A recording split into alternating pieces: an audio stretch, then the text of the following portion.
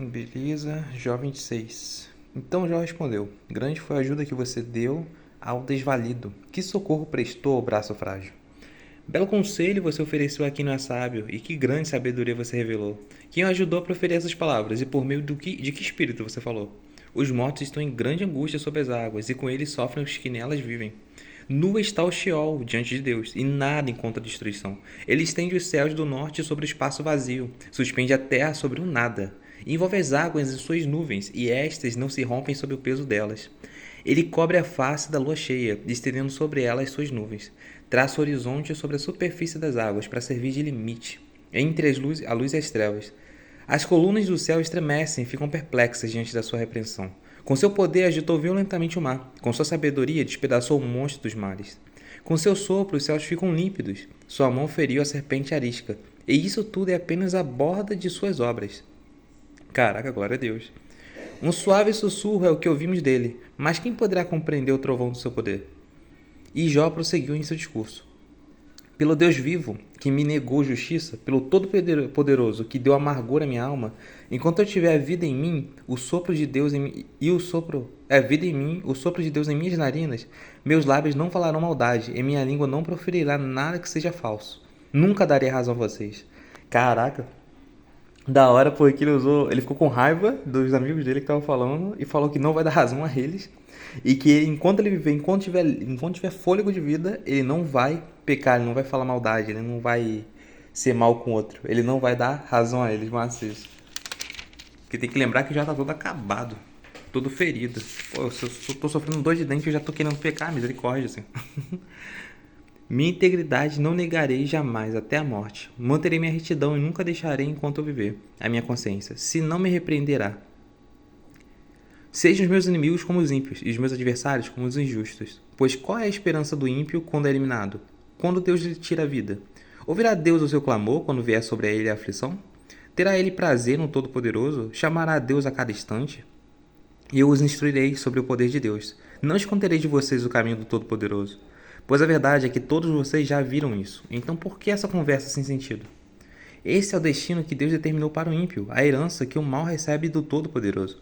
Por mais filhos que o ímpio tenha, o destino deles é a espada.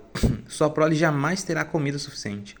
A epidemia sepultará aqueles que lhe sobreviverem, e as suas viúvas não chorarão por eles. Ainda que ele acumule prata como pó e amontoe roupas como barro, o que ele armazena ficará para os justos, e os inocentes dividirão sua prata. A casa que ele constrói é como casulo de traça, como cabana feita pela sentinela.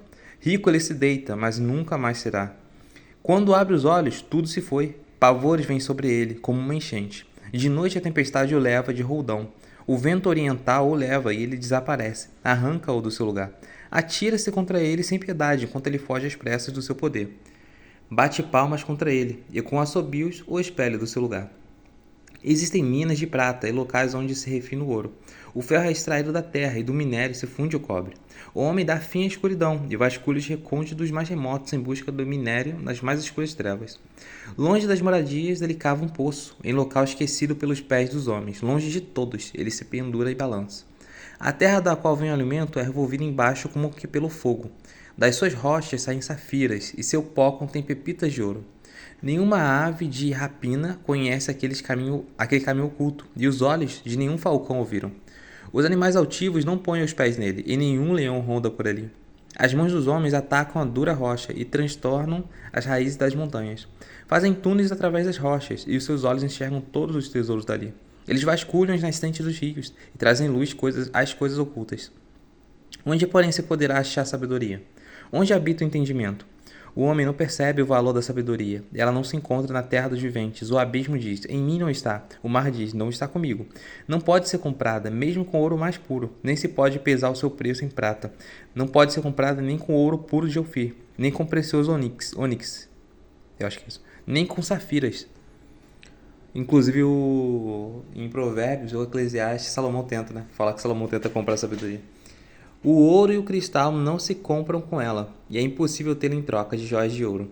O coral e o jaspe nem merecem menção. O preço da sabedoria ultrapassa o dos rubis. O topázio da Etiópia não se compara com ela, não se compra a sabedoria nem com ouro puro. De onde vem então a sabedoria? Onde habita o entendimento? Escondida dos olhos de toda criatura viva, até das aves do céu. A destruição e a morte dizem: ao nosso ouvido só chegou um leve rumor dela. Deus conhece o caminho, só Ele sabe onde ela habita. Pois Ele enxerga os confins da terra e vê tudo o que há debaixo do céu. Quando Ele determinou a força do vento e estabeleceu a medida exata para as águas, quando fez um decreto para a chuva e o caminho para a tempestade trovejante. Ele olhou para a sabedoria e a avaliou, confirmou e a pôs à prova. Disse então ao homem: no temor do Senhor está a sabedoria, e evitar o mal é ter entendimento. E que maneiro, eu não sabia disso. Ele cita, Jó cita provérbios: no temor do Senhor está a sabedoria, e evitar o mal é ter entendimento. Eu acho que isso aqui é um provérbio mesmo. Disse então ao homem: no temor do Senhor está a sabedoria, e evitar o mal é ter entendimento. Aleluia. Só que eu acho que Jó foi antes, né, de Provérbios. Isso é interessante. Então ele cita... Isso é muito louco. Ele cita Provérbios antes de ser escrito. Muito massa. Jó prosseguiu sua fala. Como tenho saudade dos meses que se passam, dos dias em que Deus cuidava de mim. Quando sua lâmpada brilhava sobre minha cabeça, por sua luz eu caminhava em meias trevas. Como tenho saudade dos dias do meu vigor, quando a amizade de Deus abençoava minha casa. Quando o Todo-Poderoso ainda estava comigo, e meus filhos ao meu redor. Tadinho, velho. Perdeu os filhos assim tudo. Quando as minhas veredas se embebiam em nata e a rocha me despejava torrentes de azeite. Quando eu ia à porte da cidade e tomava assento na praça pública. Quando ao me verem os jovens saíam do caminho e os idosos ficavam em pé. Os líderes se abstinham de falar e com a mão cobriam a boca. As vozes dos nobres silenciavam as suas línguas, colocavam-se ao céu da boca. Todos os que me ouviam falavam bem de mim. E quem me via me elogiava, pois eu socorri o pobre que clamava por ajuda, e o órfão que não tinha quem o ajudasse. Olha lá, maneiro. Indo contra o que os amigos dele falou. E no capítulo 25, acho, eles falam que ele não ajudava ninguém. Aí ele fala, não, eu realmente ajudava e fazia tudo. Por isso que ele fala que eles não sabem o que estão falando. O que estava à beira da morte me abençoava, e eu fazia regozijar-se o coração da viúva.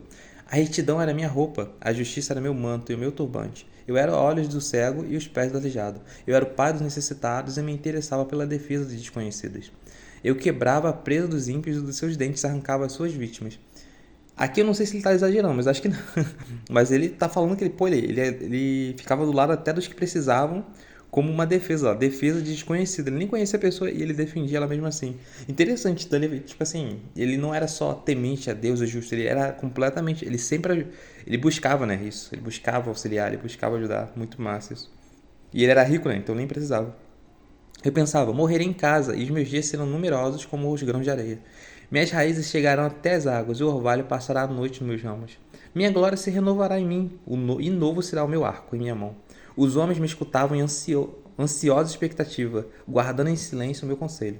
Depois que eu falava, eles nada diziam. Minhas palavras caíam suavemente em seus ouvidos. Esperavam por mim como quem espera por uma chuvarada. E bebiam minhas palavras como quem bebe a chuva. Caraca. Como a chuva de primavera. Quando eu sorria, mal acreditavam. A luz dos meus rostos... Quando eu sorria, mal acreditavam. A luz dos meus rostos lhes era preciosa. Era eu que escolhi o caminho para eles e me assentava como seu líder. Instalava-me como um rei no meio das suas tropas. Eu era como um consolador dos que choram. Cara, brabo, brabo.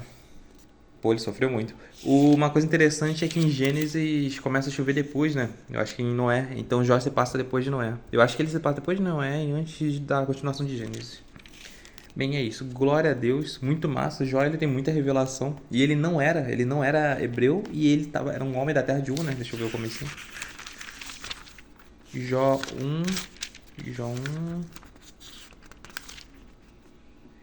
Ali, na terra de Uz. E viu um homem chamado Jó. Então ele era um homem da terra de Uz, não era hebreu. E recebeu talvez mais revelação que muito aí, talvez até profeta. Antes de escrever Provérbios, ele já citou que o temor do Senhor é o princípio da sabedoria. Antes de vir Jesus, ele já falava sobre alguém que ficava entre Deus e os homens, que seria aquele tipo advogado. Então ele vai citando muita coisa que é do futuro e ele não era nem hebreu. Que doideira. E não estava nem entre aspas, né? Jesus é o alfa e o ômega. Então a morte dele meio que já tinha ocorrido. Então, como é? Então, de certa forma, tinha Jesus já. Glória a Deus. Muito massa, muito massa.